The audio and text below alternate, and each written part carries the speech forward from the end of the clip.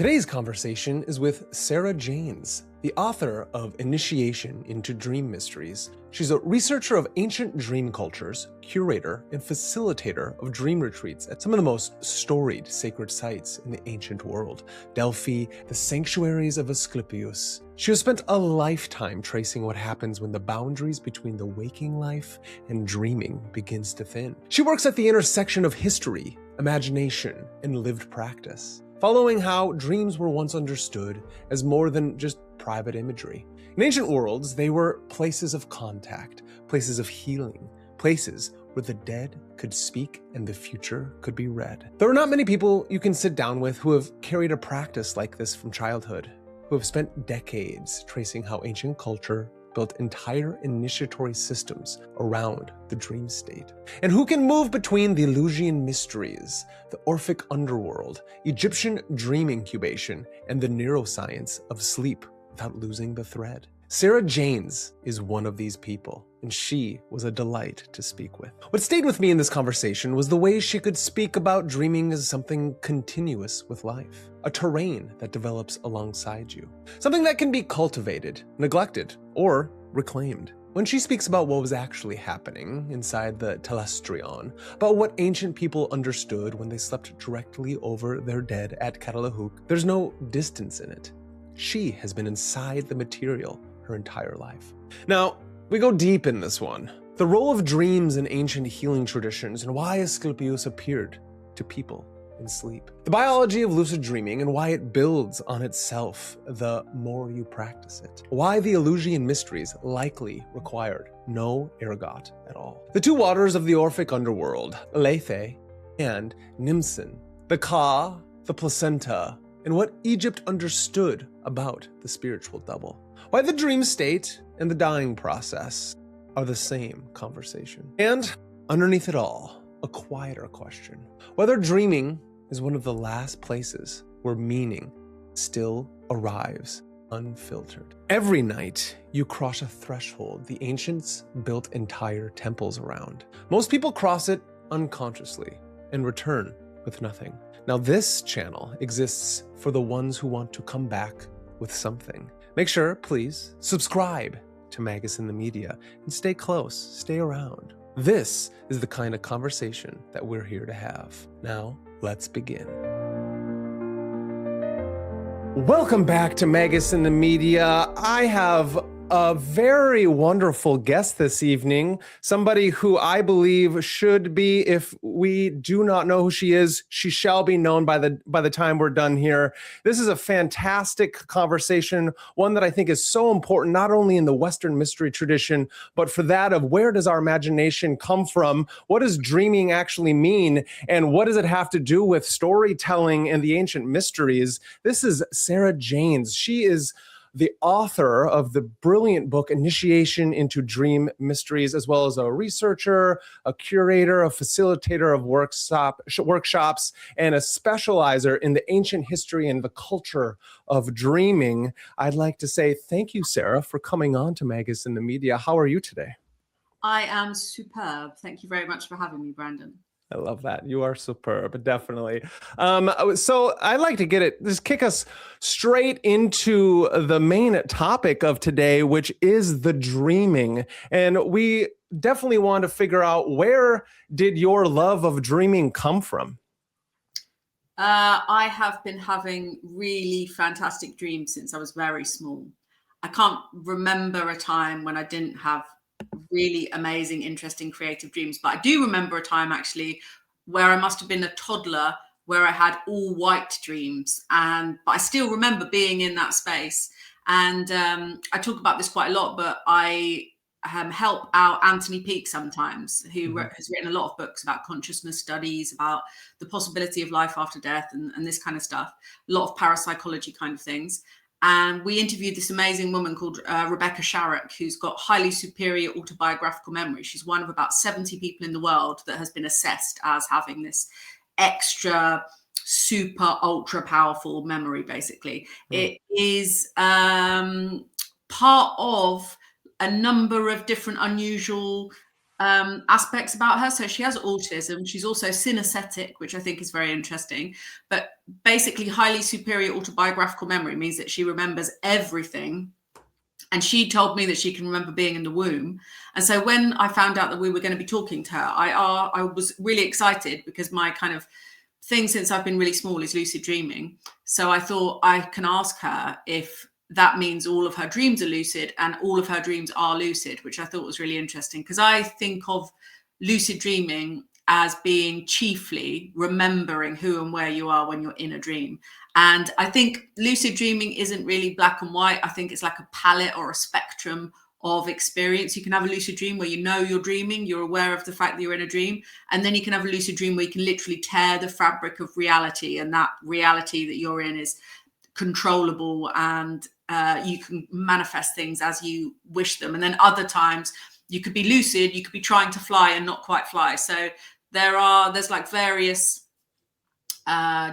dimensions, or there's a scale to the sensation of lucid dreaming. And what I would say, one of the things that really interests me about lucid dreaming is, I don't know if you've had the experience in a lucid dream where you become bodily ecstatic, where you have this sensation of ecstasy and bliss. Like, that's the thing that I really love. And for me, that's where I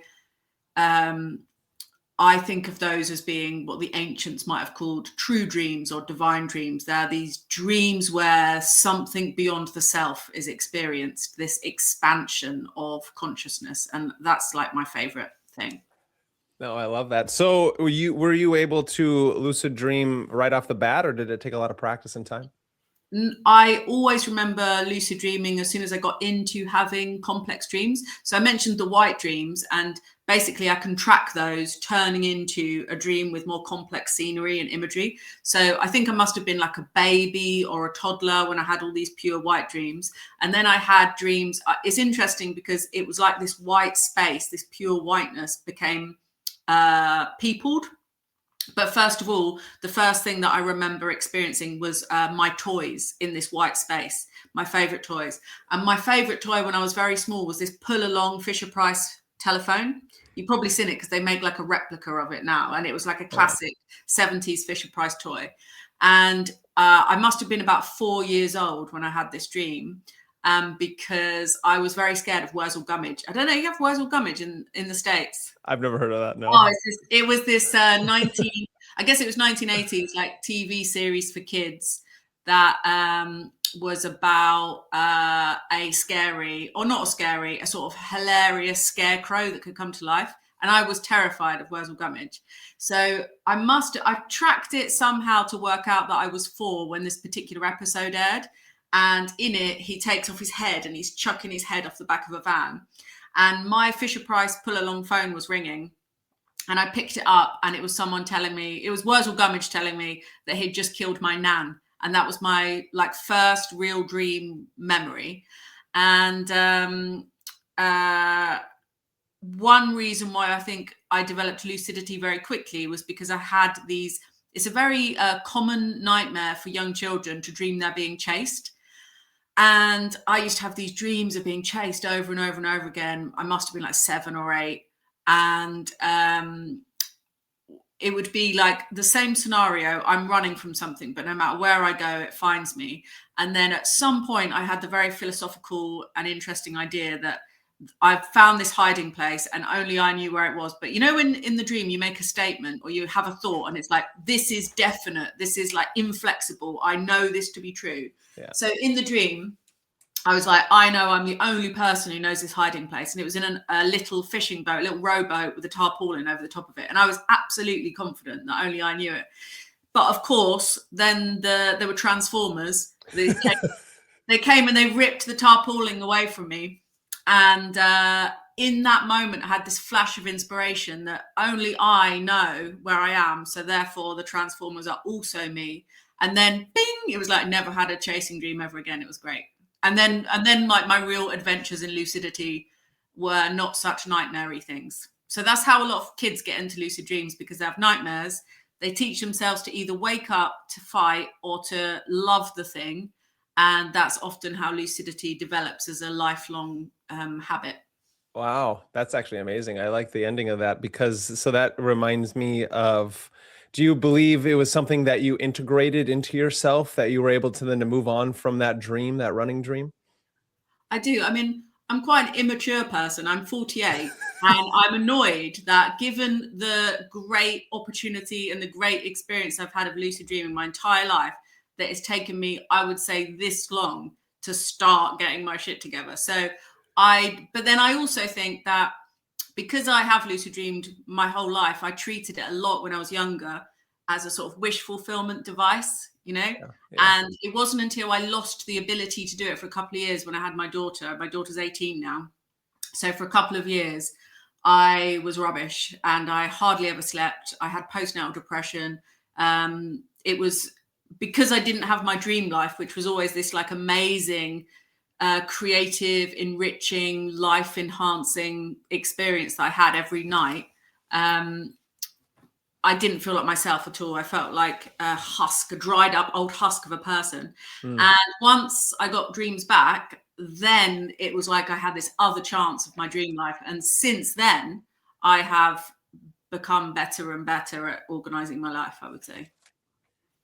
Yeah, that's fantastic. So then that kind of leads me straight into something that I found fascinating. And before we get into that fascinating part, I want to hear about what you think about the biology of dreaming then, because you just made a statement about how once you had your daughter and your body went through all these obvious changes, that then you weren't able to lucid dream anymore. Can you speak more on the biology of dreams?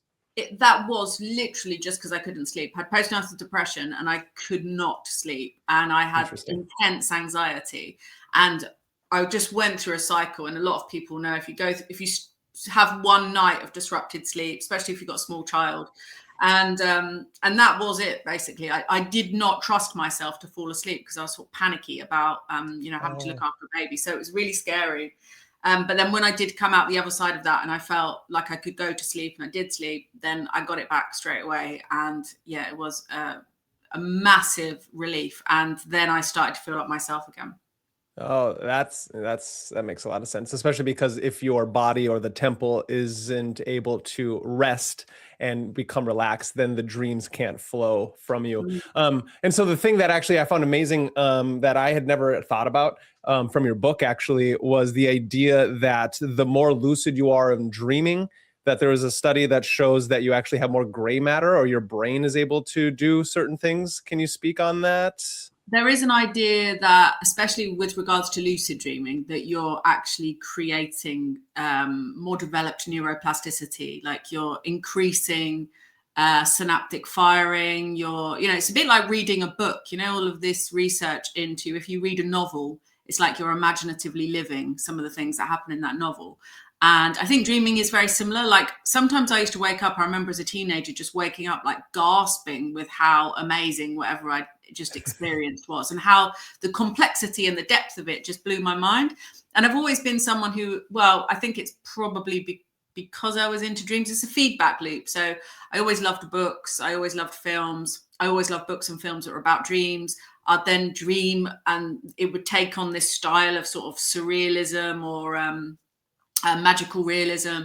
And so it's definitely this kind of, and I've always been writing, always drawing when I was a kid. So it's this feedback system of the more you create art out of your dream experiences, the more you're enriching that inner dream life all the time as well. I think that's one of the things I really try to do on the retreats is encourage people to take up the analog arts, because there's something that is incomparable with using your fine motor skills and imaginatively thinking rather than typing prompts or anything like this, that a lot of creative work is these days. Yeah, that's I like that. So then the question is, what is dreaming? Dreaming, I think, is a kind of creative sense-making process that we go through. And that sounds quite mundane and ordinary and normal, but I don't think it is at all. I think that sense-making makes sense on the individual level and also on the cosmic level. And so I sometimes think when we have these true dreams, these divine dreams, we're actually making sense of the entire cosmos or some aspect of it. I do believe in a kind of collective unconscious, and that dreams offer a portal. And ancient people historically across the world for millennia have believed that dreams reveal the future, which is one of the things I'm most interested in, because any of the ancient dream texts you look at in Mesopotamia, in Egypt, they're all completely preoccupied with how this dream predicts the future. So dreaming is this oracular experience that helps us make sense of our place in space and time. That's a great definition. What led you into then making this work, your kind of great work to the dream mysteries? Did you first read certain individuals? I know obviously it was your own experience as a child, but what was it that then gave you this is going to be something I need to make sure I bring to the public?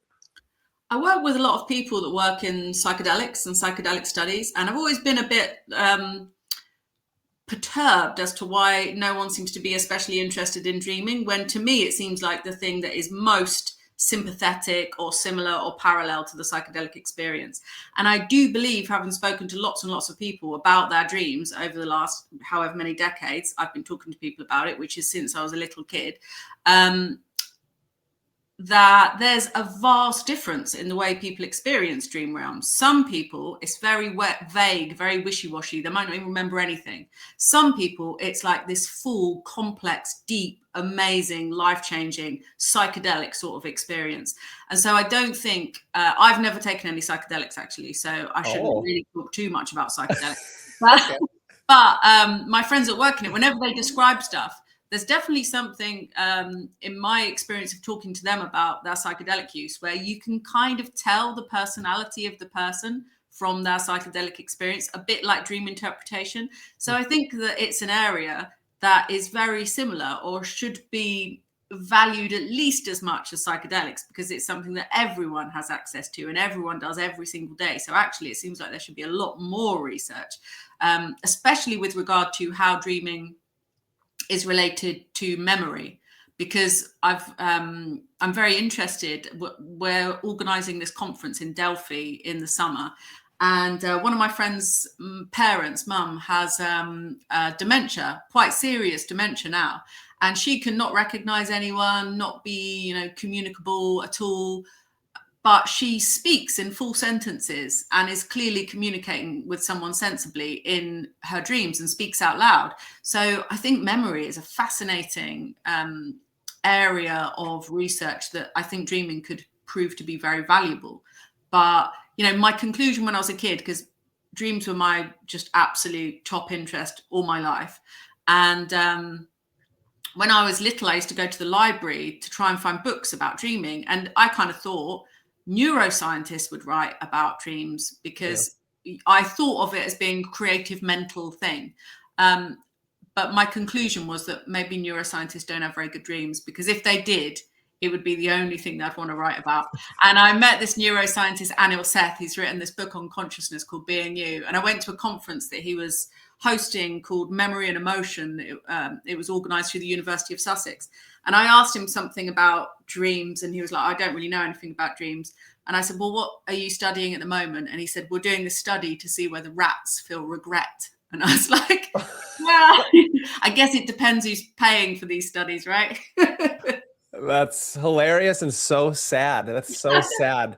It's fascinating that as scientists they want to focus on, because to me it seems that dreams are really important with how you said memory, right? And so it's like this time binding thing that we do, and animals don't have that same ability to have like a history, the same kind of history. So I wonder, what do you think about how important your own personal experience, like our own as humans, our history and things before that, like are we tapping into this unconscious and it molding itself with our dreams? How important is our history? Especially as children, you don't have much of a history.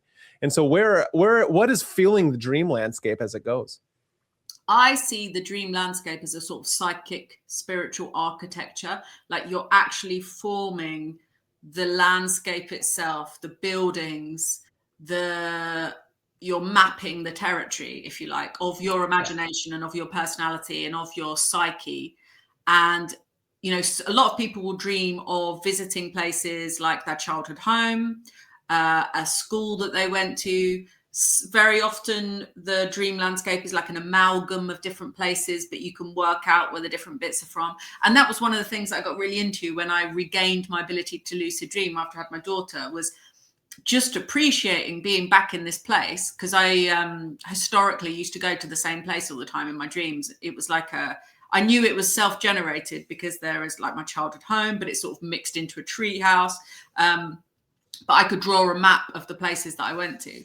And when I got back there, I was just kind of in there looking around with wonder, like working out where everything came from and drinking it all in, and really trying to understand how it all kind of comes together as this continuous dreamscape. I remember as a kid, I used to draw a lot of maps of it, and I could be plonked in one area of it, but I'd have this sense of where the other areas within that dreamscape were located. So that's one of the workshops I do with kids quite often, actually, is dream mapping. And it's really interesting. So I do this workshop in the beginning where I say, let's design our like most fantastic fantasy dream theme park of all the things you want to do. And I get them to do everything, to draw it, to think about it, to even design the menu in the little restaurants and stuff that they have in the theme park, you know, and the rides and what they look like, and draw them and design them.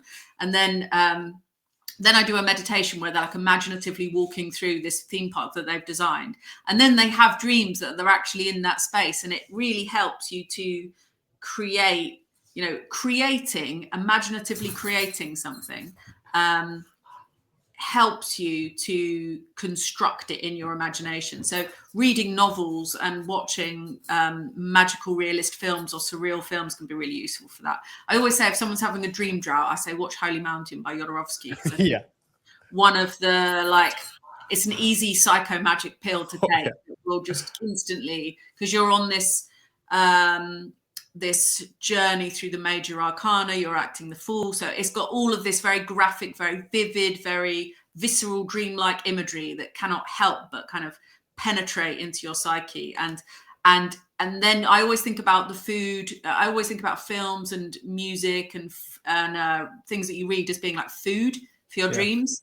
And lots of people come to my workshops and tell me they just watch lots of horror movies and they have lots of nightmares. And it sounds very simplistic, and I think it probably is true for most people, but if you do watch lots of horror movies, then that stuff is going to seep into your imagination, which is why I think something like Netflix is so extraordinarily detrimental, apart from Love on the Spectrum, which is really good.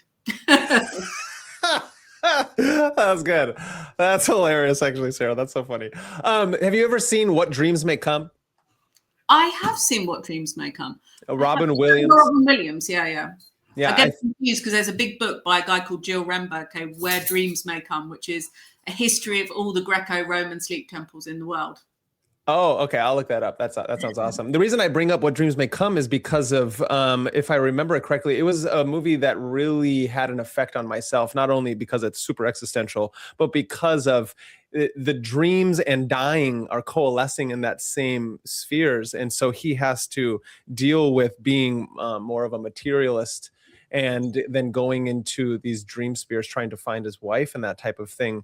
And so what do you think about the ideas of dreams and dying, and how much do they interact? Like, what is there, are they separate subjects, or how integrated are they? It seems that they're super integrated due to the ancients. Yeah, I think they're super integrated. And if you look at ancient dream interpretation, and the goal of a lot of ancient dreaming is to make contact with the deceased or to make contact with the gods. It reminds me of one of my favorite films about dreaming and dying, which is Brainstorm. Have you ever watched that with Christopher Walken? Oh my God, it's great. And it's got, I always forget the woman's name. She played Nurse Ratched in One Flew Over the Cuckoo's Nest. And basically this scientist invents this machine that can record your memories. And she smokes lots of fags and she dies on it. And so it records the death experience. And it blew my mind when I was a kid. Like, I absolutely loved it.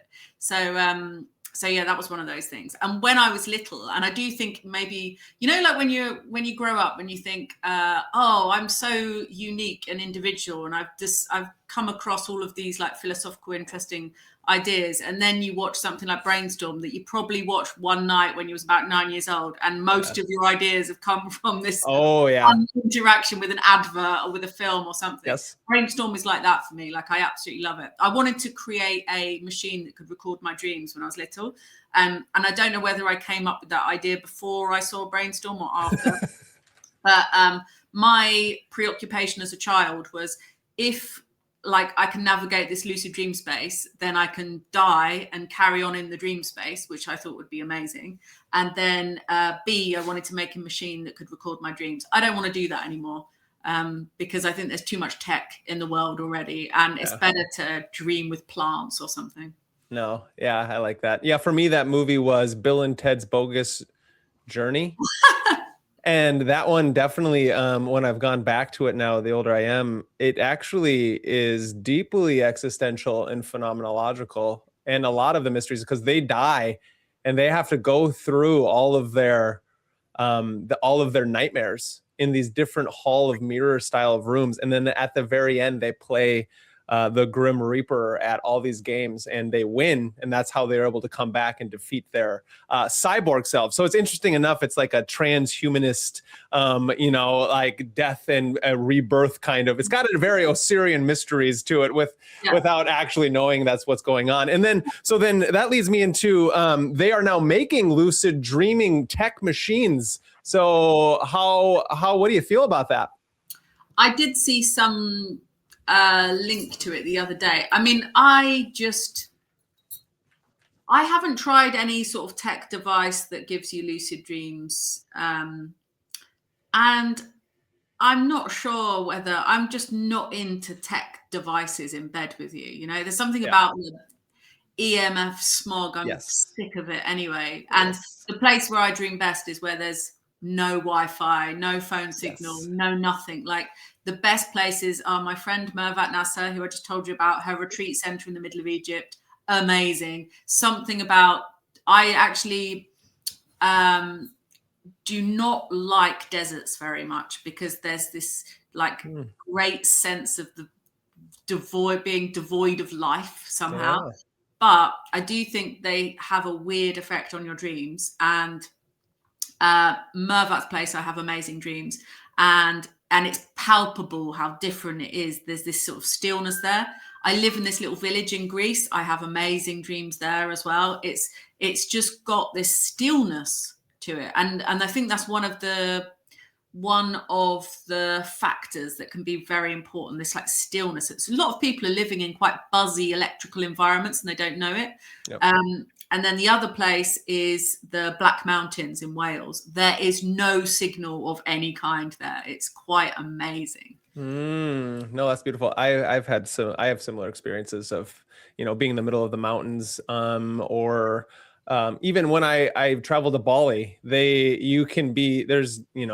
as long as you're not in the city, you can completely be devoid of all EMF. And then, because all that stuff interacts with the nervous system, and then you can't actually have any dreams. What do you feel about the idea of morphogenic fields in spaces, that then those can enhance your dreams, and then you can take on the kind of like in Greece? Do you feel like you can tap into the history of Greece through your dreaming being there, or in Wales? Do you tap into the kind of archetypes of the unconscious in those spaces? I do have a lot of dreams of Apollo when I go to Delphi. It's like, always have Apollo appear in my dreams. And there is definitely something about Delphi. It's got this quite powerful, awe-inspiring energy from Mount Parnassus. And then you have this deep valley below. So energetically, you feel like you're almost walking a tightrope between this. Oh, excuse me. You're walking a tightrope between this kind of like dramatic valley and this enormous, great mountain peak as well. She is beautiful, by the way. People who are not watching this is a lovely dog. What kind of dog is that?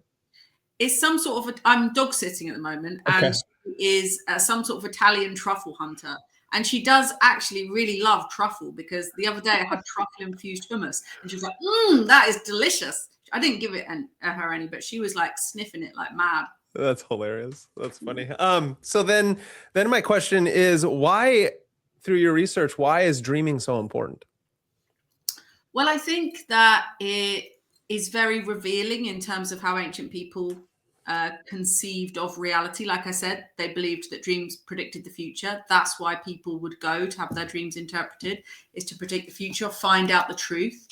And that's fascinating in itself, because that means that they really believed that the future, there was so much divination in the ancient world. They really believed that dreams would reveal the future. Also, it could reveal who had stolen something, for example, just very practical things. Right. And that dreams were a way to contact the dead and to contact the gods. And that's very interesting, because the dead are also seen to have special access to knowledge about the future as well.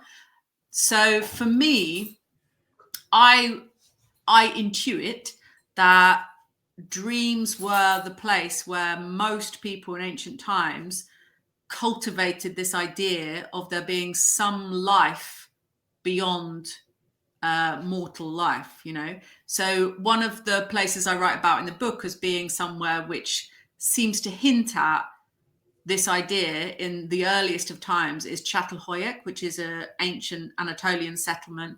And there they had these sleeping platforms in their homes, were built directly over where there were buried skeletons, and they're consistently underneath the sleeping platforms, nowhere else. So this suggests that there was some desire, necessity, idea to sleep close to the deceased, that perhaps they could contact them in their dreams. And when people would leave those particular houses where they had intramural burials, they would dig up the skulls and take the skulls with them as well. And you have this idea seems to percolate into ancient Egypt as well, when you have this idea of the bar bird. Because if you think about the bar bird, this is a human-headed bird that contains or is the soul of the deceased. And I think the aspect of it having a human head, it doesn't just have a human head, it has the head of the deceased person. And so I think that's a way of symbolizing that the voice of the deceased person is carried up to heaven, because the importance of the skull is not necessarily thinking of consciousness as residing in the brain, but I think it's thinking of the personality being expressed through the voice. And there's this necessity to be true of voice as well. So I think that the essence of the skull cult is that people are identified by what they speak, how they talk, and what they say. Oh, wow. I like that. Okay. So then, since we're on the topic of like more of how the dying and the dead, and, you know, we're trying to move into death in the most beautiful of ways, right? We live our lives to die and to be able to pass into the other world, instead of the scientific materialist view where it's like consciousness is just, you know, it's created by the body and the nervous system, and then once your light is gone, you're gone. But that's not how the Egyptians saw it. That's not how the Greeks saw it.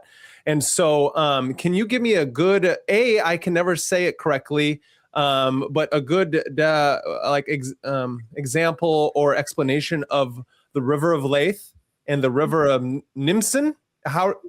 Mnemosyne. Mnemosyne. I'm going to try to say... Like mnemonic, so Mnemosyne. Oh, that's great. Okay, thank you. No, yeah, I would love to hear your take.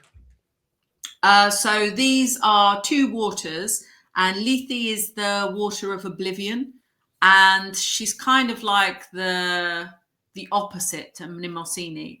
And the deceased, when they go into Hades, they can either drink from this spring, and it's very enticing apparently. In the Orphic gold tablets, there's always something written that says something along the lines of, when you enter Hades, you're going to see this shining white cypress tree, and from its roots is this fantastic gushing spring. And because you're dead and you're bone dry, you're going to be really, really, really thirsty. But no matter how parched and how desperate you are to drink, do not drink this water, because that's going to obliterate your memory.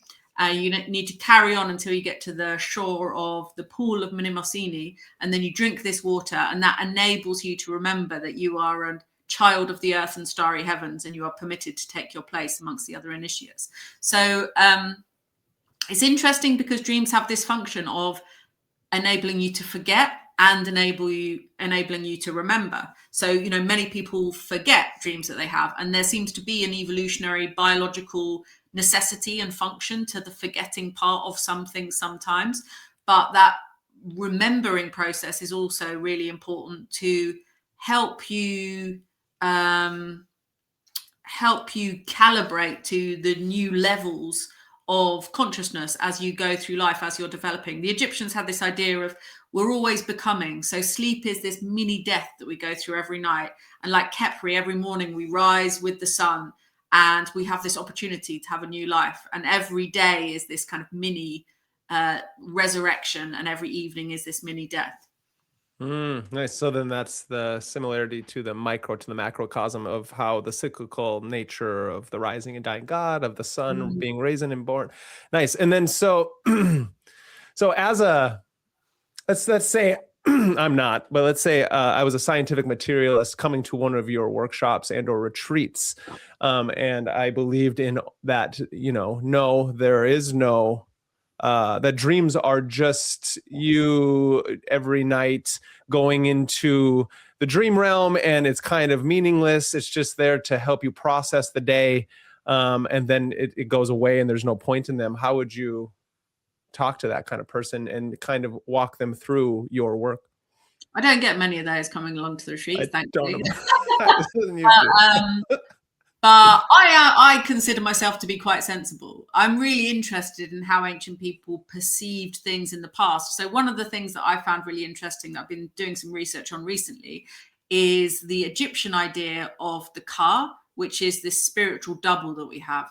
And I think things like this can help to illuminate or to put forward certain other ways of seeing things, because historically, within science even, we think we know the answer and then some other truth will appear later on.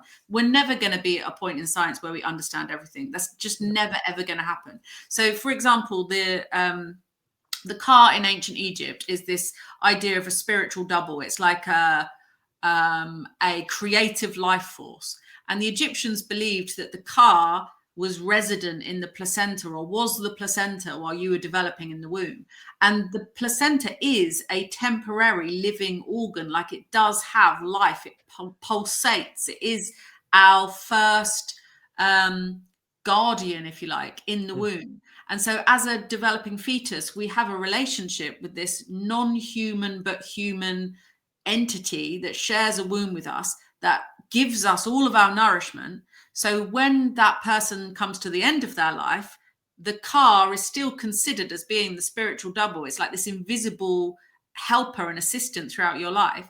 And then when the deceased dies, a statue is erected in which the spirit of the Ka can be housed. And then it's to this statue that the deceased loved ones make their offerings. And so I think something like that, there's a lot of logic and sense in that. And there's actually an understanding that the ancient Egyptians had that we're only just starting to have now, that the placenta is this living, temporary, pulsating organ. So I love things like that. I think they're fascinating. And why wouldn't a culture that has been closely observing nature, who were just wildly intelligent, wildly wise, created some of the best architecture in the world, created science and astronomy and fantastic art, why wouldn't they know a lot of things about how the world works? It doesn't make any sense. It's not even scientific to think that. Yeah. No, I agree. I completely agree. That is fascinating about the placenta. I did not know that, and I thank you. And I think everyone should know that, because I think it gives a lot more. It's like a housing. It's like the first temple and housing. You know, you have the mother's body is a temple that then the baby is within and being housed. It's like a soul within a soul, and then you have a space within a space with the placenta now, like housing and helping build. To me, I see it as like it's helping build the electromagnetic auric field around you that then is going to help you stay maybe connected to not only your mother, but then all your past. It's got like a Bene Gesserit kind of feel to it. All the past existences, if you can then tap back into that, that womb-like experience, which I think a lot of us have through life. We have maybe a poor imprint with that biosurvival circuit. So if we can re-imprint that with dream memory, with the ancient mysteries. And so that leads me into my next question is, how important is the dream realm and humans dreaming to the mystery traditions? I think that a lot of mystery initiations would have been more thoroughly integrated in dream states than they ever were in any kind of waking state. And that might be a semi-trance or a trance or an actual dream. But I think, take, for example, the Eleusinian Mysteries, when participants enter the telesterion, they're entering into this darkened hall. They've been awake for several days. They're exhausted. They're primed to have an intense, exciting, dramatic experience.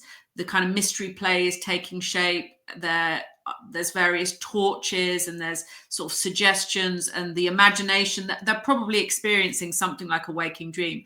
And I don't believe it was a waking dream necessarily caused by ergot on the rye that was growing in the field. I think, like Kaikion is the Kikion is more, to me, seems to me to be more symbolic of sharing the same sacrament that Demeter took. So it's like magically binding you with Demeter as she's mourning and looking for her daughter.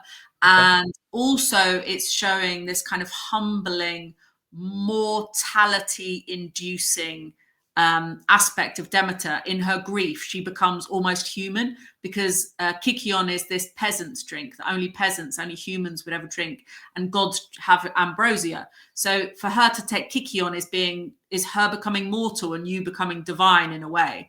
Oh wow, nice.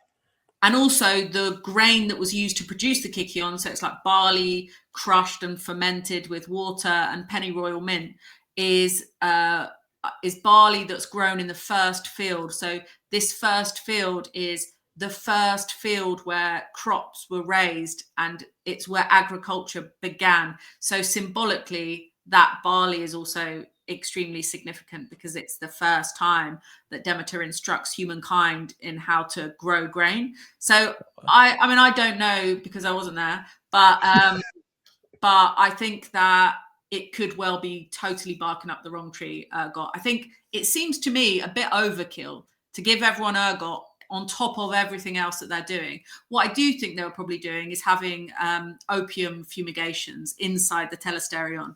But without anything at all, I think you could very easily produce psychedelic types of effects, given everything they went to. So we forget about the fact that they're preparing for this for 6 months. That's quite a commitment. And they have been taught by their mystagogue. They have, danced and sang and walked all the way from Athens. And I think chucking ergot into the mix may be unnecessary. Yeah, that's very that's great, because you're talking about the Eleusinian Mysteries of like the book that Wasson and those characters were writing, and they're talking about how important they thought the psychedelics were into the mysteries. Mm-hmm. Correct. Mm-hmm. Yeah, and then so and I was actually thinking how closely symbolically related the myth of Persephone eating of the pomegranate is very similar to choosing the difference between drinking from the river of Lethe or drinking from the river of Mnemosyne. Mm-hmm. I hope I said that right. And why I say that is because, and I want you to explain this, but just briefly, it's when Persephone was taken into the underworld and she, ate of the pomegranate fruit, that kind of trapped her in Hades for 6 months, and then she was allowed to come up, but she would forever be then a goddess of the underworld. Just very similarly to then drinking from the river of Lethe. Now you have to forget your divine status outside of, and you have to now go back into the world, trying to remember what it was like in the forms or whatever it is we're trying to get to. But talk to me about for those who do not know, what are the Eleusinian Mysteries and why are they so important? So they were the most important festival in... Oh, she wants attention. Oh, I'll give you attention. They were the most important festival, celebrated annually. There was lesser mysteries and there was a greater mysteries. and both of them revolve around Demeter and Kore. So Eleusis, Persephone, was only known as Kore because she's just the maiden. She's the innocent daughter of Demeter, who is an unwed woman, and she's just developing. She's becoming like a fruit ready to pluck. And we see quite a lot of, there's a really beautiful grave marker of a figure called Kore. So Kore is just a word for a girl, and its etymological root also means something like sprout or sprouting. And it's just like this budding, like just about to come into fullness. And so Hades desires to take Kore as a bride, and the myth of Kore's abduction is played out as part of this like ritual and ceremonial festival in Eleusis. So Eleusis is south of Athens, I think about 22, 23 miles south of Athens. And it was a festival for Athenians, and anyone could take part in it, but it was very important that you could speak Greek. So you could be from anywhere, but you had to be able to speak Greek. Yeah. So part of the preparation was you're instructed by a mystagogue in philosophy, really. So the hierophants of the mysteries were philosophers. And when the Christian zealots kind of smashed up the site, the philosophers of Plato's Academy, which is just down the road, really, they took over, and they were secretly still initiating people in the academy. So that instruction on this idea of the nature of the soul, for example, like ancient Greek metaphysics and philosophy about the true nature of the soul, there's this idea that we are like a divine spark of heaven that comes down and is cooled and they think of the human body as almost like a tomb containing this divine spark. So the procession that took place from Athens started at Athens' famous cemetery, and then the participants would walk, stopping off at various places, leaving offerings for different gods, dancing, performing certain rites, and then eventually make it to this sanctuary of Demeter and Kore. And about 30,000 people would take part, but only 3,000 people were actually in the mysteries. Everyone else is just kind of like running along for fun. And the names of the people that were going to take part were read before. So there's 6 months of preparation, and then it actually starts. And then once the 30,000 procession reached the gates of Eleusina, only 3,000 are let into the sacred complex. And there they probably see some enactments of the abduction of Kore and things like this.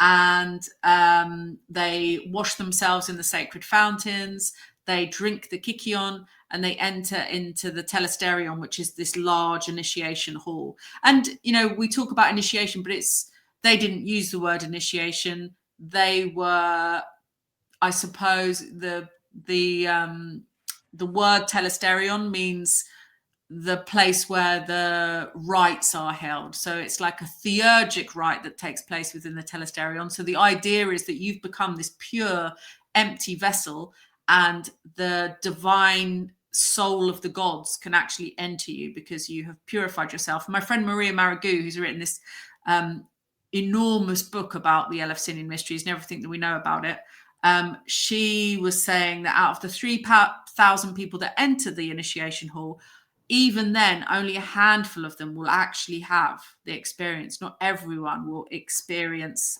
the god or the goddesses or the god of Eleusina. So within the telesterion hall, it's a darkened hall.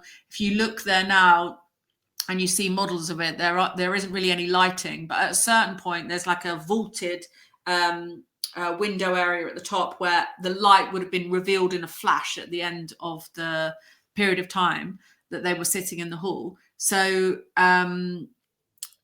it obviously really changed people who took part in this, but the change is about becoming a better person, purifying the soul. An opportunity in adulthood, usually, even though children took part in the mysteries as well, to, you know, we don't choose really, or some people think we do choose when we're going to be born, but we aren't consciously aware of choosing to be born. But Eleusina offers this opportunity to decide to be born again, to be better, to start over. And the word Eleusis in ancient Greek means place of arrival. So it's the place where the gods actually arrive on Earth. And so the people go to meet them. And one thing I really feel, because I go there a lot, it's just down the road from where I live. Nice. Is that when you go in springtime, and being anywhere like in nature in Greece in springtime, it's the earth is in ecstasy. And I've got a friend who's an ecologist, and he talks about this idea of shifting baseline syndrome, how we're just not aware of the level of biodiversity that our ancestors experienced because we're used to seeing the level of biodiversity that we grew up with. But it's something I think about with Greece, and it's something I think about with Egypt a lot. I was in the Young Ornithologist Club, so I really love birds. And whenever I go to Egypt, even though it's one of the most polluted, difficult countries, I don't love it. It's very, for me, it doesn't, Greece feels like home. Egypt is hard work. But one thing that always strikes me is seeing these wonderful, exotic, colorful birds. Like, I just love it. It makes me feel like I'm in a dream. And that's in a very impoverished, extremely polluted level at the moment. So I can only imagine what it was like in classical times. Like, it must have been incredible to see the biodiversity along the Nile in those days. And similarly in Greece, I can just imagine that having suffered a hard winter, Greeks would have been utterly like, it would have felt like an orgy. And they are called the sacred orgies, the mysteries. They are like, it's just this utter, like, gushing, fantastic life that must have been like impossible to ignore and ecstatic to experience. Yeah, that's fascinating. Do you then? So Plato and his academy. Plato, I have always believed and have seen evidence, was an initiate of the Eleusinian Mystery schools, as well as a large portion of his students. Do you believe that Aristotle was also? Because am I wrong in thinking that the mystery traditions were kind of in their own level of dark ages for a while after all that? They weren't as out in the open due to Rome and what was going on, or am I off on that? Yeah, I think whenever they went, they never ended. They just kind of went underground. Yep. So people were certainly still being initiated. And Peter Mark Adams, who you interviewed recently, I know, he wrote about how the initiates of Eleusis built Hagia Sophia. They're the architects behind that. And they encoded within the architecture features of the telesterion in a way that meant that the emperor who commissioned it to the adepts would have been sitting in hell, sitting in Hades, in his throne, because the way that the spaces are designed, it's designed as this kind of like levels, and really fascinating. That is fascinating. And again, Peter Mark Adams has got some brilliant work, and everyone should go back to my talk that I did with him, as well as buy all his books, as well as, again, I'll shout out Sarah here, buy her book. It's fantastic. So then is there research to show that then the Osirian mystery, was that its own like kind of Eleusis, or was there a different one for the Egyptians? Oh, there's one of my favorite exhibitions I've ever been to was Sunken Cities at the British Museum, which was all about the Assyrian mysteries. And those mysteries are to do with the death and resurrection of Osiris, and involved like thousands of people turning up, and the priests making a mud mummy to symbolize the body of Osiris, giving him an erect phallus, watering him until sprouts grew out of him. A bit like the Adonia, the festival Adonis, where the women have like little gardens in sherds of pottery, and they water it, and the sprouts sprout up, then they die in the sun, and they wail and chuck them into the sea. And then Isis becomes very important in the Greco-Roman period. And so then you get the mysteries of Isis as well, which were really influenced by the Eleusinian mysteries. And where I live in Epidaurus, in the sanctuary of Asclepius and Apollo Meleatus, there's this whole complex that's just a little sanctuary to the Egyptian gods, where Isis and Osiris and Horus and who else? One of the other ones, probably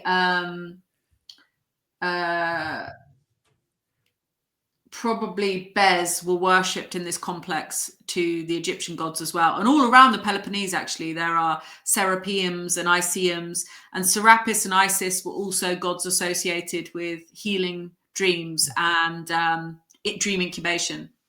Nice. And now, so since I asked you it before, I'm going to ask you it again. Why in what you just stated are dreams so important in the mystery traditions, and what does it do to the individual as they're going through these things? Because dreams are seen in ancient times as being direct, definite communications with the gods or the deceased, legitimate necromancy experiences with deceased people that can tell them the future, and they could be fact checked as well. Like the deceased can tell you who stole something, and you can go and you can find out, and it might be true. And then there are lots of accounts of people seeing Asclepius, for example, in dreams. So I live at the sanctuary of Asclepius and Apollo Maliatus, and there are these inscriptions all over the sanctuary and votives all over the sanctuary that attest to the fact that Asclepius was appearing in people's dreams, sometimes spontaneously healing them through touch or some sort of supernatural type of operation, like chopping off someone's head, tipping out some bees and sewing it back on, or just offering quite sensible advice about things that they needed to do. Yeah. And these tablets are called the Yamata, and they describe these healing dreams that various pilgrims have had with Asclepius, or one of his sacred serpents. Serpents were his sacred animal, as well as dogs. As well as dogs. So serpents aren't all evil? Oh no, serpents were like the best symbol of healing and medicine in the ancient world. Interesting. I wonder why. So then that leads me into wanting to know how you feel about these different realms that we like to separate the dream realm from our waking consciousness, but it seems like what you're getting at is that, and correct me if I'm wrong, you're getting at that then through certain rites, rituals, and practices, that wall tends to dissolve, and then there seems to be not these two separate realms, but it's something else. Well, one thing that I've been doing in the last few years is following my dreams. And when you do that, when you take instruction from your dreams, sometimes you find yourself in situations where it's not quite certain whether you're dreaming or not. And I like that feeling. Yeah. And it's one of the reasons why I love doing retreats so much, because a lot of people that come on my retreats, they have a dream about Asclepius, or they have a dream about me, or they have a dream about going to this place. And I always think that's really cool, because in ancient times, Asclepius would sometimes invite you in a dream to come to his sanctuary, and you would know. So whilst we're on retreat, we're doing a lot of activities that feel like weird dream, uncanny activities, and that makes it feel more and more like we're in a dream. And very often people will have similar dreams or share dreams, or there'll be some information from a dream that's for someone else in the group. So that can be really interesting, and that can be a way of blending the waking world with the dream world. And whenever you have an experience of the waking world and the dream world blending, that's kind of lucid in itself. I don't think it matters if you're awake or you're asleep. You can still have these epiphany, lucid moments in waking as well. And the more you do, the more lucid dreams you'll have as well, because it's a sensation. There must be certain hormones that are released or neurotransmitters that are firing when you have that lucid epiphany feeling, because it's definitely a self-fulfilling prophecy. The more you feel kind of ecstatic and dreamy in your waking life, the more that seems to transfer to dreams as well. Then, I agree with that. And then how important it is that you have a dream journal or a way to write these things down. Because of my understanding, right, and with my own practice, is that the more I write my dreams down, the further I get to go along in the dream, the more I remember. Yeah, absolutely. Isn't it weird? I mean, one of the defining characteristics of a lucid dream is you don't forget it. So that is one of the things that makes lucid dreaming stand apart from ordinary or any other normal dream, is you don't forget it like you do an ordinary dream. So, but what can be so fascinating with dreaming is, one of the practices I get people to do on retreat quite often is keeping a diary of their day. Like people used to keep diaries of their day quite a lot. It doesn't tend to happen so much these days. Yeah. But I do think, again, those fine motor skills that you engage when you are writing with pen or pencil on paper. So when you're lying in bed, you recount your day, and it helps as well if you recount your day as if it were a dream. So you look at all the various things and you think, was that a symbolic of something? Like, what does that mean? What did this person, what was this dream character all about? Yeah. And you interpret it in that way. And so you write down from the moment your head hits the pillow all the way back to the point where you woke up, because I often record dreams backwards.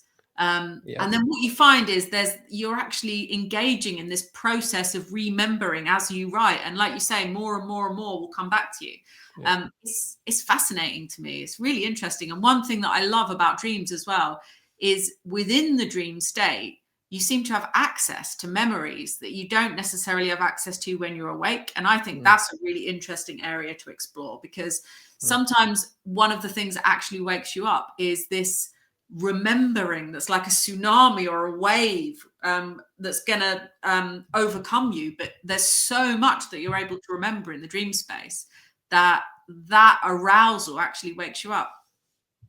Yeah, no, I agree that so what you were just describing can also be found in a lot of, so Giordano Bruno had his own practices of memory palace and how important I think one of the many reasons he was martyred, killed, was because of his art of memory writing, and the church was so scared of that and his practices. And that's another thing. John Michael Greer writes about it in his How to Become, whatever the book is about how to become a magician in the Hermetic tradition, as well as Crowley writes about it.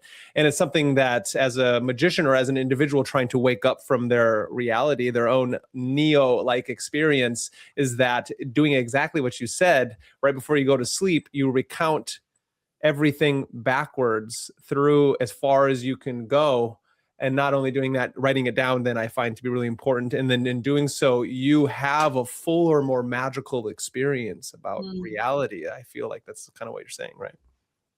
Yeah, I think we have outsourced our memory to our devices to quite a great extent these days. And the more we can reclaim and the more we can re-engage with our embodied sensory and conscious relationship with reality, the more complex and interesting our dream life is going to be, for sure.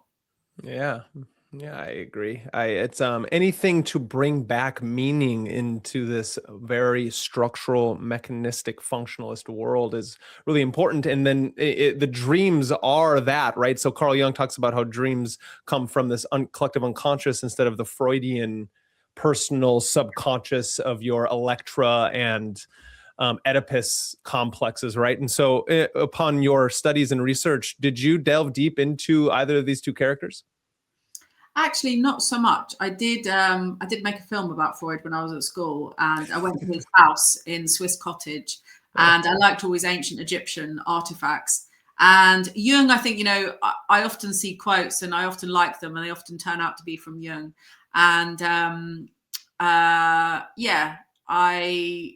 I have over the years read a lot of different things. I've read The Interpretation of Dreams, read a lot of books about dreams, because when I was a kid, anything that I could find about dreams, I would seek it out and go looking for. So yeah, but I don't think it has influenced me too much. I guess for me, I'm less sort of psychoanalytical and more, I love the ancient culture aspect of it. I find the creative aspect of it really interesting. And I've always thought of it as a creative practice that has these spiritual, philosophical, metaphysical dimensions to it. And that's just always been my belief since I was very small. So I think it's ultimately like a very, very life-enriching practice. If you can have good dreams, it really adds a lot of value to your experience of life. So that's why I do it. Yeah, no, I like that. That's a good answer. What is one of your, besides the few that we've already talked about, what are some other great mystery traditions or mythological motifs that and stories that have enriched yours, and as well as that you would give students that come to your retreats? Well, just recently I've been getting really into the various labors of Heracles, because I live in this area of the Peloponnese where Heracles did most of his labors. And actually going to these places, that's what I love about living where I live. Yeah. Go to these places where myths happened, and you kind of see how the story's encoded in the landscape. So, for example, a lot of the places where Heracles slaughtered something, there are springs, and it seems like it's making a story out of the landscape. And obviously those springs are in a lot of the stories as well. So, for example, the story of the Hydra, we go there on the next retreat I'm running. We're going to go to the place where he killed the Lethean Hydra, and he chopped off the head, buried it under a rock, and then this spring of fresh water gushed out, and the village had been suffering a drought up until that point. And there is this unusually fantastic, glorious spring at this place, and there's this amazing cave complex where you can feel Linnaean, Hydra presence in it. And I just love that. I think that's really magical. And so I've been thinking a lot about how the myths of that particular area tell the story of the landscape. The landscape itself is a story that you could read, and a lot of the Greek myths help you to read the landscape like a story. So when you're traveling around the Peloponnese, like you know, if you know the myths and you know the stories and you know the legends, you kind of know where to expect to find certain things. So it helps you make sense of the landscape. Kind of like a treasure map.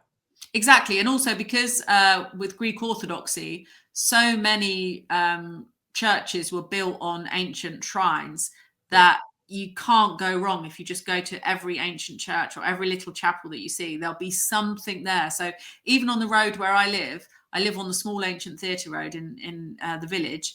And at the end of my road, there's this 2,000-seater ancient Greek theatre. And behind that, there's an ancient acropolis. And then up above that, there's this little church dedicated to the Virgin Mary, Zoudokos Pigi, which means life-giving springs.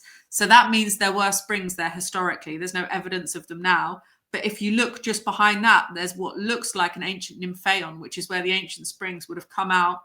And there are all these niches where people would leave their offerings to the nymphs. So yeah, like for me, the landscape is the story. And like you say about having doubters and skeptics, that kind of thing is actually very logical and historically accurate, that the Greeks made stories about particular locations because it was very informative.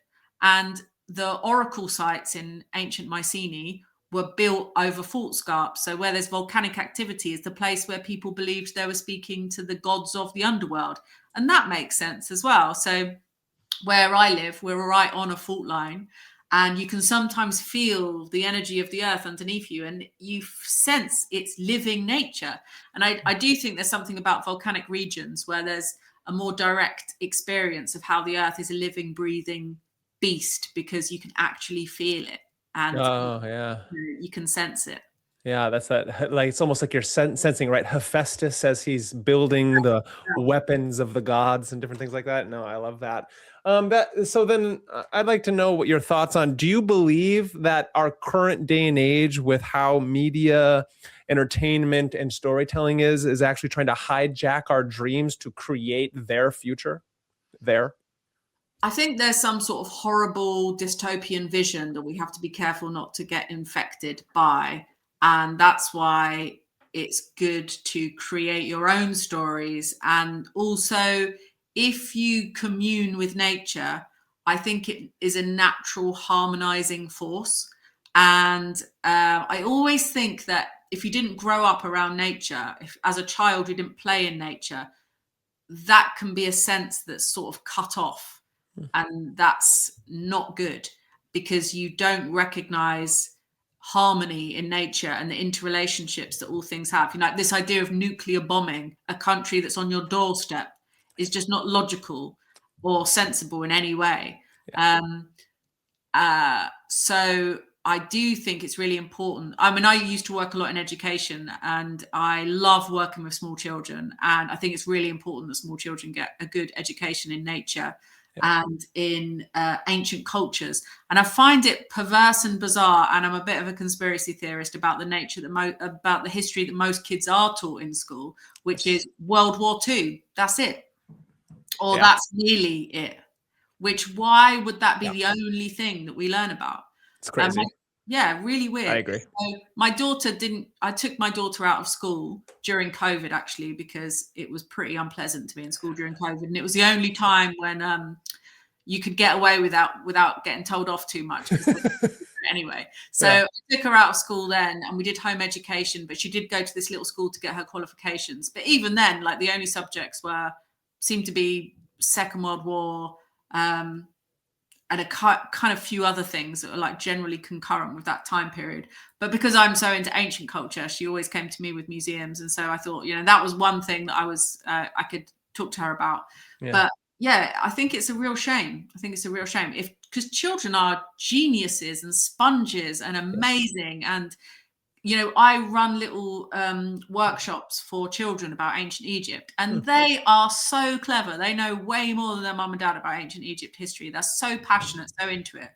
And if we did more to encourage those kind of passions and those natural curiosities, then I think that's the only way to stop the problems in the world is allowing children access to extremely high quality international education, because also we just learn stuff that seems pertinent or relevant to our particular position on the planet. And actually, there's a whole other world out there that many places are a lot better than we are at a variety of different things. And we should aim to learn as much as possible about as many people as possible.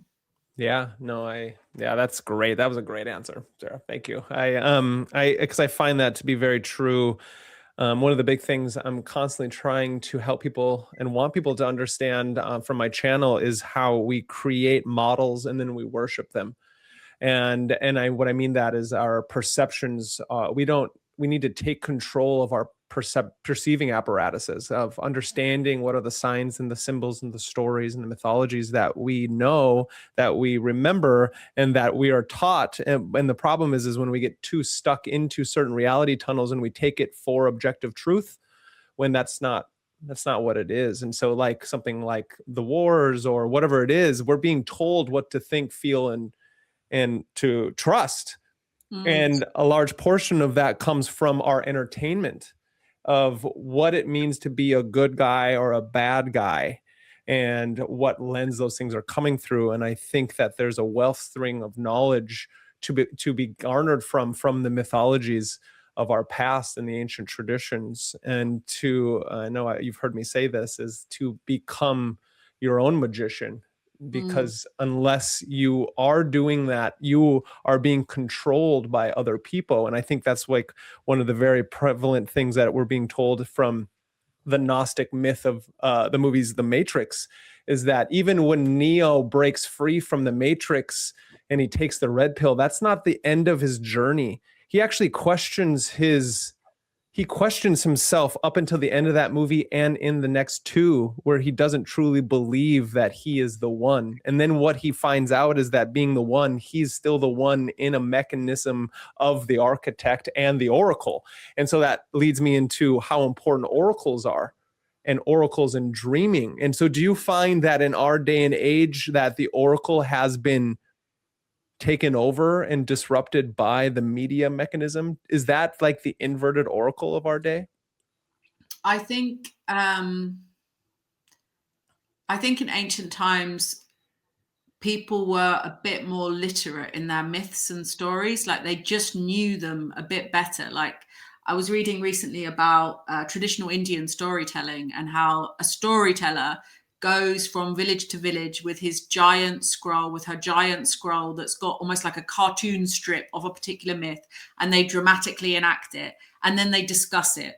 And it's a bit more literate, it's a bit more conscious and thoughtful. There's a historical legacy behind it. Now we're sort of saturated and overwhelmed with so many stories that it's like the media cloud is a kind of brain fog that we can't navigate consciously because there's just too much information. And as a kid, I can't even imagine growing up in this social media age, how perplexing that must be and how hard it is to orientate yourself when you are told different things from different quarters all the time, and then find yourself in a kind of echo chamber where you're just hearing what people agree with you think about you.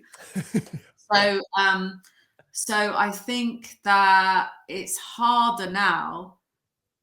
You know, we've never had so much access to information. So in some ways, oracles are easier, but in other ways, you still need to know to ask the right question. And if you know to ask the right question, then I think now's a great time to get answers because we have access to an enormous amount of information. But there are just so many rabbit holes you can get lost in along the way. So this is why, as well as a very high quality information about as much as possible for children, there also should be some meditative practice for children in schools. As like, I think for me, like my biggest initiatory experiences have been 10-day silent retreat. Like that just was the opportunity to start again, and so simple and so safe. I've never really been one for these initiatory groups that terrify you into initiation. So for me, that felt like a really safe but thorough initiation into being the next better version of myself that I can be. Yeah, I like that. That's great. Do you feel like once you get control of your dreams, do you feel like two things? Do you feel like in the past victimization, like people feeling like they're victims, it was so prevalent? Because I feel like one of the problems is that we don't feel like we can take control of our reality, as in our reality tunnels or the way our surroundings, and we want to leave it up to others, no matter who it is, the authority. And so I wonder about that, is like we become not only victims of circumstance and other people, you know, there are bad people doing bad things, but it's like the choices we have made, we are almost not taking responsibility for them. And so I wonder about, like, in the past, if that was a very similar thing, or because of they had their mythologies that they could then maybe not be such victim to circumstance. I think those mythologies, certainly in the case of a lot of ancient Greek myths and stories, they are there to act as guidance against certain nefarious human habits or traits. And they're probably quite successful. I know what you mean about victims feeling almost like a sort of modern phenomena because everyone's claiming victimhood of something. And obviously, as you say, there are also a lot of awful people in the world as well. But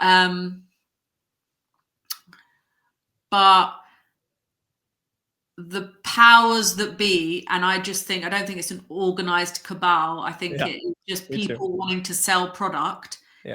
Any people wanting to sell product can sell more product to weak people that don't feel they have the means within themselves to sort their own life out. And systematically, at least in England, in the States, our ability to harness the natural energies and potential and fruit and abundance of the land has been slowly withdrawn from us. You mentioned coming from a farming family. Like, people used to grow their own fruits and vegetables. That was just everybody. People used to know how to look after livestock. That was just everybody. And now we can't even access fresh water without, or electricity, take away internet already. You've got a cataclysm. But I think that is something that makes people feel very helpless. And that is a very real problem, because one slip in that fragile infrastructure and you've got kind of mass displacement or mass fury, and a lot of people feeling very impotent, which is not a good place to be. No, not at all. Do you then agree with saying that we are within a great global spiritual war? I don't know about a great global spiritual. I don't think it's, when we had our panel discussion recently, I just don't think that the evil perpetrators, let's say there are some evil perpetrators, are that well organized. I don't trust that they know that much, because like we were saying, that those people, like the Bill Gates of this world, the Elon Musk of this world, they're just buying massive billion-pound bunkers. So like I said in that panel, I'd rather die with the world, die with nature in a meadow, than perish more slowly in a bunker. Yeah. No, I agree with that. And it's fascinating. And I think one of the things, kind of like what is his name, Brian Johnson, or these people who are afraid to die, I think they're afraid to die because they're afraid to truly dream, which is kind of why I bring this up, is because of, I think, the dream realm and the mystery traditions and the magic of the world is so important. And I like science fiction. I like fantasy. I like these things. And I think they're great motifs and metaphors and allegories for what's going on in our world. And what I mean by that is that I truly believe that, again, through the allegorical way, is that they're trying to create so much dissonance through the machines and through the satellites and through making this grid system so people cannot dream any longer. Thus, in a very Philip K. Dick way, trapping people within a reincarnation cycle, so they can steal their loosh, so to speak. And again, that's metaphor and allegory.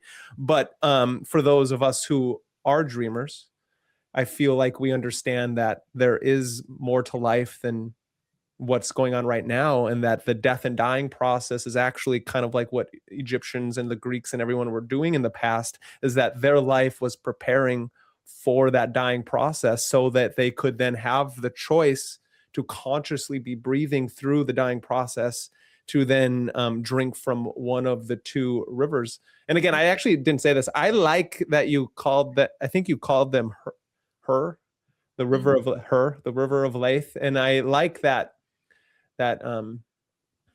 mystifying, that mythos of giving these things that seem to be more dead, through the scientific lens, that they actually have life and they have energy, and that life force is that I think there's no way they're dead. Even according to science, that's insane to think that. Of course, a river is alive. It has like a complex biodiversity, and the Earth is a biosphere. It's like living. It has a pulse. It is a living entity. The astronauts that have just gone up into space to go around the moon. Artemis. Yeah, from up there, from Artemis. Artemis would hate going into space, I think. Strange, huh? From a distance, we are just this one, like, cell of fantastic life. And, you mentioned science fiction. One of my favorites is Dune. I love Dune. And I love the water of life. And that's been like a big feature of all of my dreams, is this theme of the water, drinking the water of life, and that's going to provide memory. And I do think, talking about Brian, I'm a bit obsessed with him, actually, like him not being terrified of dying. It's like, I watch his videos when they pop up. I think it's fascinating. And I wonder how terrified he is of dying, really. But I think because also it's almost like a kind of bad spell to make, to #don't die. It's inviting death, right? It's like, to me, it's like a charm.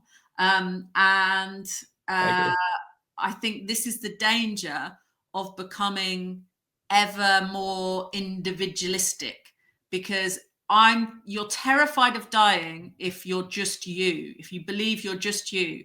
If, like in the Eleusinian Mysteries, you recognize that you're part of this throbbing, beating community, this interspecies, you're in the poppy, you're in everything, you don't have to be scared of dying. You can release that fear of dying. And dreams do offer a window into that kind of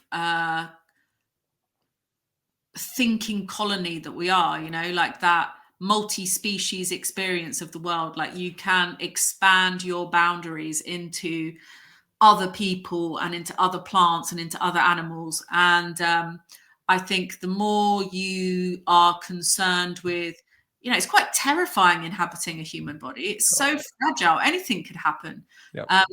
And I think the more you focus on that, the more you look at the minutiae of yourself, the more terrifying death becomes. So I think the way to not be afraid of death, because it's inevitable, it's going to come to everybody, is to try to expand more into your landscape, to be a gardener, to grow plants, to grow plants that will feed the birds, to grow vegetables that will feed the earthworms, and to be like compost. Yeah, no, I completely agree. I like that. Dune is, I'm a Dune proselytizer, so Dune is my favorite story of all time.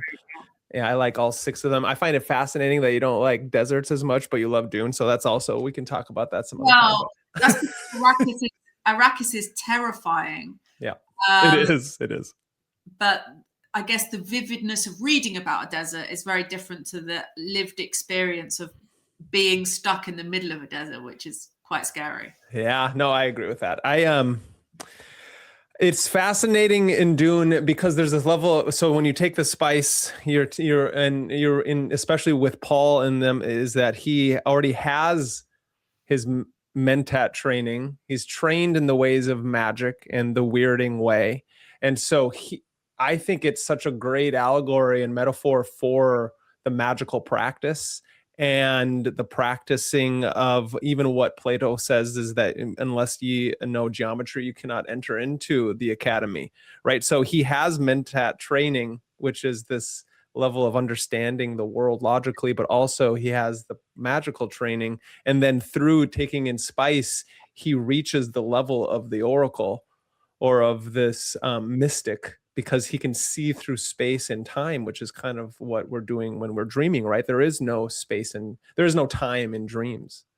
And so I think it's got such a beautiful allegory. And so everyone should go read the books, because I personally, hot take, maybe not so hot take, I can't stand the new movies. Oh my God, I hate the new movies. I hate that director, the new Blade Runner as well. Yes. When you go to see a film, I went to see it with a load of mates, the new Blade Runner. Yeah. And the whole film, I'm just sitting there like, oh, I can't wait till we get out of this cinema and tell each other how shit this film is. And then when we got out, they were all like, oh, that was amazing. And I actually felt like a disgust for anyone that could have thought that film was disgusting. And, I didn't actually go to see Dune because I know I would hate it. It's just like moody. Don't see it. Screensaver. It's like a fucking screensaver. The whole thing is just like moody, long shot, boring, slow, lacking in depth. And if you love a book like I love Dune, it's heartbreaking to see someone do such a No, it is heartbreaking. Wet flannel version of it. Oh, wet flannel. That's I love that. Okay. Using that term from here on out. I love that term, a wet flannel. I think it's so terrible in so many ways, and I get the cinematography and the beauty of that, whatever. It's kind of lame. They crushed the characters. They demolished them and they burnt them to a cinder, and he doesn't understand archetypes, nor did he understand the heartbeat of Dune. Chani is one of the great characters of that book. She's a strong female character. And what they did is they made her hollow and they tried to make her, I don't know, they don't understand the animus kind of detail between Paul and her. And I almost walked out of the second film when I was there because of everything they changed. They changed Paul's, when he took the water of life to truly open himself up to the Kiswach Haderach. And the care that Jessica and Chani took for him after that was completely turned on its end. And I think that's an exact reflection of what's going on in our world, of trying to make something passionate with Eros and then completely not understanding what archetypes are or what this true meaning of mythology is. Something that I am really freaked out about with regards to modern culture is how there don't seem to be any new ideas. Why are we making so many remakes of movies that were classic? and they don't need to be remade. I don't get it. Like, surely there are some other books people could make films of. Like, it does seem like, I guess, like, people started to teach filmmaking at school and college, and maybe this is the thing now, that people just aren't creative enough to come up with new ideas, or that everything has to be like what's market research has been done to prove is popular. But why bother remaking some of the films that they bother to remake? I just can't believe it. It's so boring. And I think that a culture is defined by its media and cultural output. Right now it's a dog's dinner. Yeah, I agree. No, I completely agree. And I think it goes back to exactly why work like yours is so important, just because it's teaching, not only teaching people, because it's something that people are discovering and remembering of how important it is to have dreams, and dreams add that surreal aspect into our life. And it's something that Frank Herbert was doing with not only his research into the Near East, the Middle East, and the areas that you're in. It's also with Blade Runner, right? Philip K. Dick he did a lot of drugs in that time frame and things like that, but he was a dreamer. He was tapping into past lives and having such a landscape for an understanding. He was himself an oracle of the future. And I think Philip K. Dick is an exact reference of the kind of world that we're going into, because we're questioning reality itself, and fiction and reality seem to be almost synonymous with themselves. Yeah, there seems to be this weird thing that's happening where things are either true or false, or presented as either true or false. Like, you can't even have an imagination anymore. There was a lot more flexibility and possibility up until maybe the early 90s or something. Yeah. And so I do think with the advent of the internet, given the amount of fake news, post-truth weirdness that we're in, there's still this idea of things have to be real or not real, and there's no weird in-between space anymore. And I think the weird in-between space is the most interesting. I agree. No, we hit on, we have a lot of similarities in our thinking when it comes to those things. And so, and I truly appreciate that. Can you then tell me, why do you think it was so important for you to write your book? Well, one thing, I do always prefer reading novels to nonfiction, which is why I included little sort of mini stories in it as well, because I think that when things are told in that story narrative way, you can more actively engage your imagination. You think about it. So I would ultimately really like to make a film about dreams, like a fiction film about dreams. So I'm slowly working my way, but I think that's like the ultimate, for me, like the ultimate expressive art is to make a film, because I think you have this fully immersive experience with cinema, which is another reason why I find it so disappointing how abysmal things like Netflix and the various places that people take in their media these days. Like, I love going to the cinema. I think there's a really special ritual about going to the cinema, but there is very rarely anything I want to see on at the cinema. Yeah, no, I agree. And it actually comes, I want to ask the concept. So have you seen Waking Life? I have seen Waking Life, yeah. Yeah, I know most people probably like, have you seen, the reason I bring it up is because there's this idea in one of the scenes about how in your dreams that you can have an idea that you've never thought of before. And do you remember that scene I'm talking about, where he's talking to a dream character? That's Richard Linklater, isn't it? Waking Dreams. It is. I can't stand Richard Linklater. It's one of the arguments I get into with a lot of my mostly male friends. They really love Richard Linklater dialogue, and I find it really annoying and a bit too nothingy, and also just not beautiful or artful enough, like the cinematography and things like that. It's a bit. He's explaining a lot. He's like, if I go to the cinema, I want to see something fantastic and surreal and be taken into another universe. So it's a bit too mundane. But Waking Dreams, I mean, I have definitely seen it. I can't remember it too well. Yeah. Certainly in dreams, you have this rapid novel association that happens, and so therefore you can come up with spontaneous ideas where you're putting information together to make sense. Like I mentioned, how dreams for me are like this novel creative sense making process. So it helps you, that's why these days I will often do a dream incubation practice to find out some information. So in my book, I was, when I've been doing the research for the various different time periods, I'll then sleep on it and see what comes through to me creatively as well. And then I think also in the story writing, that's my attempt to bridge that gap between true and not, and not true, or imaginary and non-imaginary, is dreaming into the things that I've been writing about. And then sometimes like weird things come out that I don't know that I know, or I'll look up and it will turn out to be true. So I do think there's definitely something in that. And we are, I do think we witness an absolutely incalculable, wild amount of information that we cannot possibly be conscious of every little bit of. So dreaming can help like pinpoint the bits that might be useful to come together for a new idea. So yeah, I do definitely think that happens. Yeah, nice. I like that. And then what do you believe dreams can do for us in this postmodern world, where it seems like most people don't understand that mythology is actually a living, breathing thing, but and they think that it's more of a dead, and it's false. What can dreams do for us in this day and age? I think that they can act as like self-initiation. They can act as creative outlet.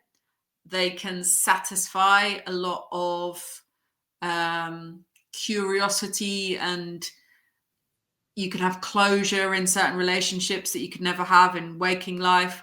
Literally all kinds of amazing things. I guess everything that people say psychedelics can do, dreams can do as well.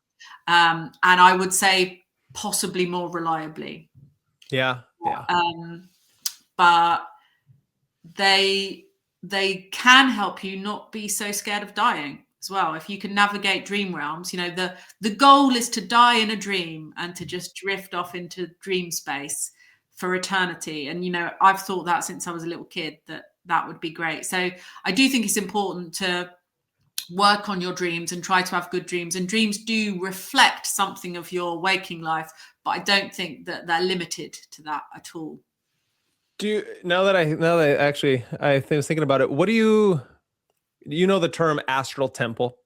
Mm-hmm. So astral temple, dream realm for an individual. How important is it, do you think, in speaking in the Western esoteric tradition, for a practicing magician to be able to create his astral temple and use his dreams as his like alchemical workspace? I do think there is a very alchemical essence to a lot of dreaming.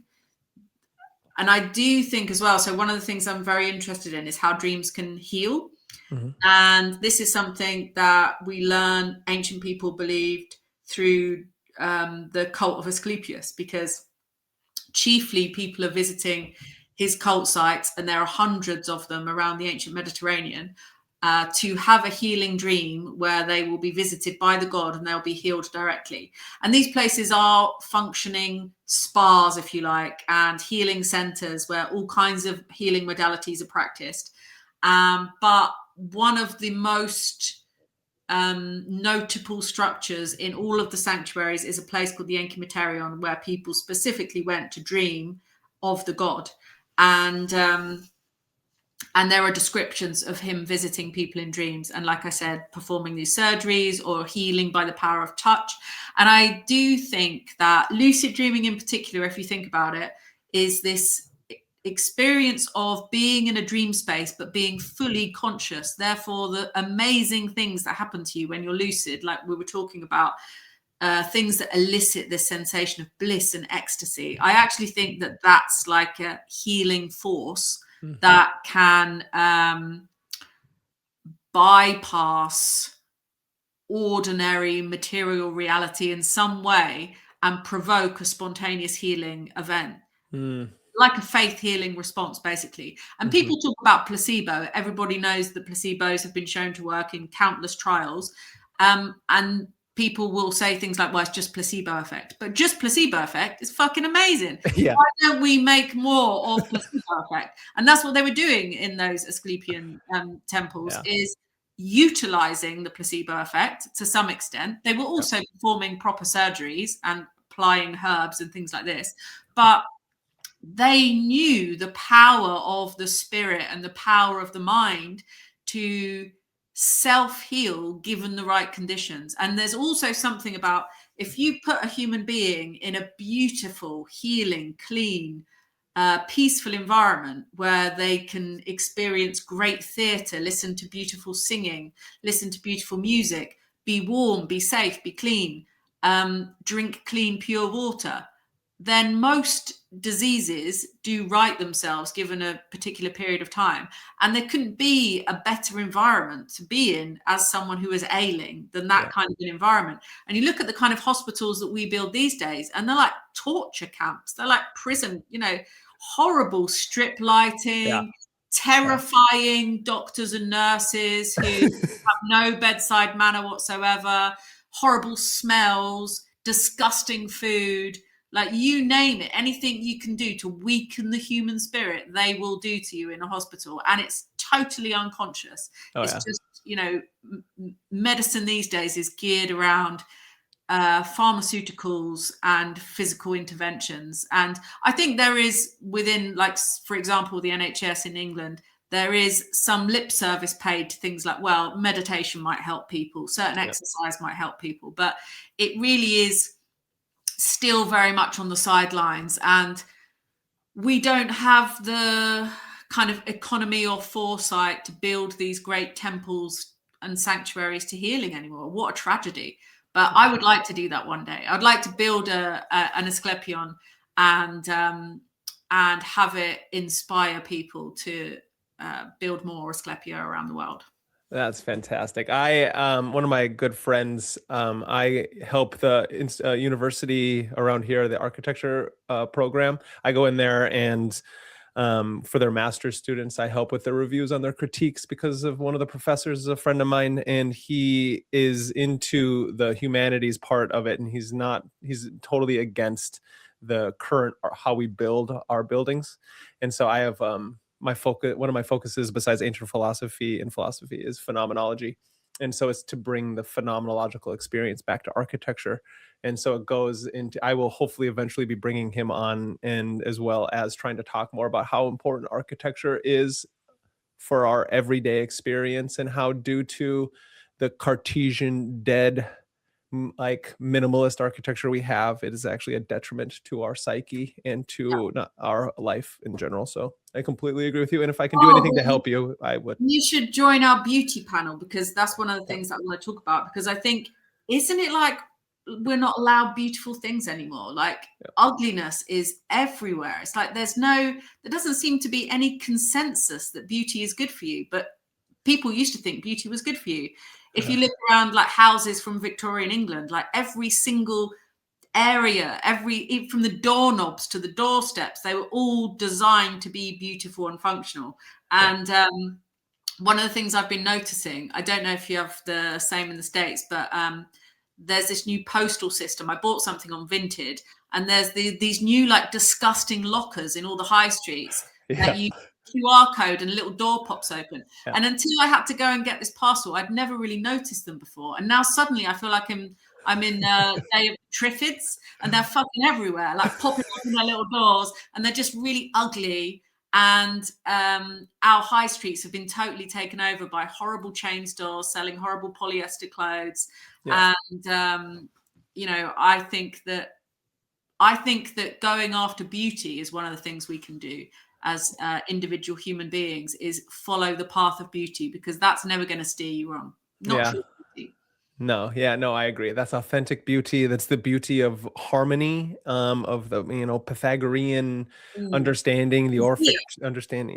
Aegea, the daughter of Asclepius, she was the patron goddess of the Pythagoreans, and she is often kind of talked about as being this goddess of hygiene, this goddess of health, but really she's the goddess of holism and harmony, because harmony is health and beauty is health.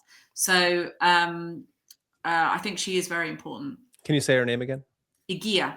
Agia. Okay, nice, beautiful. Yeah, everyone, I completely agree. And so I feel like I'm going to start more wrapping up our conversation. And again, Sarah, I will definitely want you to continue coming back. I really enjoy this conversation and the work you're doing.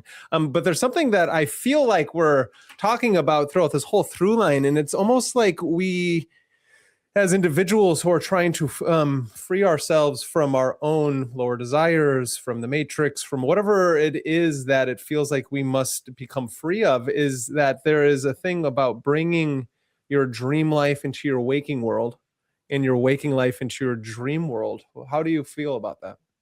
I think one thing you notice quite often when a lot of different people tell you their dreams, is that many people aren't true to themselves in their waking reality about where they feel they are, how content they are, how satisfied they might be in relationships, how comfortable they are in their own skin, for example. And a lot of these things tend to play out and come out in dreams. So one thing I always think is a good sign is if in a dream you are who you are, really. You're not like a vile version, or you're not actually even a over glamorous version or a more perfected version. You really are where you are now. And you have the experience of lucidity very often when in the dream space you are closest to who you really are. I meet a lot of people that have dreams where they're stuck in teenage years, and they can be going through the same kinds of teenage things over and over again. So I always think it's useful if in a dream, obviously there are all kinds of fantasy elements to dreams as well, but when you see self in a dream, you see who you really are in the dream space, and you can face it head on. Yeah, that's I completely agree. Yeah, it's interesting. It's like almost, I like the idea of, that you brought not only in your book but here, is that you can have spontaneous healing moments in the dream and that it happens to you in real life. And I find that to be really important, because then I think we would take something that we find to be annoying, and that is sleeping, more seriously. Sleeping isn't annoying. Sleeping's great. I love sleeping. But yeah, so one of the things I say to people is it's a bit like when people have wet dreams or orgasms in dreams, right? If you think you can actually have an orgasm in response to something that's happening in a dream, and there are various ways you can explain how that can happen, because especially for men, they're in this semi-arousal state all the time during REM sleep quite often. And so what happens is those subtle bodily sensations are amplified in dream space. And so the arousal builds until it reaches this point of orgasm. But women have orgasms in dreams as well. And so if you think a dream can produce something as tangible as an orgasm, then could it not also rebalance your hormones? And also, isn't that experience of bliss, that delicious experience of bliss and ecstasy, orgasm or not, healing in and of itself? Because whatever's happening biochemically in your body during ecstasy is something that's positive and good for your body. And we all know that if we wake up from a nightmare or an anxiety dream, we feel like, and if we wake up from an ecstatic dream, that can be like a walking on air experience that lasts for a while. So I don't think there's absolutely no harm having wonderful dreams. And B, it will just make us nicer to ourselves and nicer to other people as well. Yeah, I agree. Well, that's beautiful. Sarah, thank you. Thank you so much for speaking with me. Please tell everybody out there listening exactly where they can find you, exactly all the things you're working on, and any future work that you want people to know about. Well, everything I'm doing is on my website, which is themysteries.org. So that's the easiest way to get hold of me. Nice. Yeah, great. Well, that's cool. Go find Sarah on all the things, even though she's not going to tell you. She's got an Instagram. She's got her website. She's got a YouTube. Buy her book. It can be found all over the place. You can even find it on Spotify. I'm pretty sure it's on Audible and all those things as well.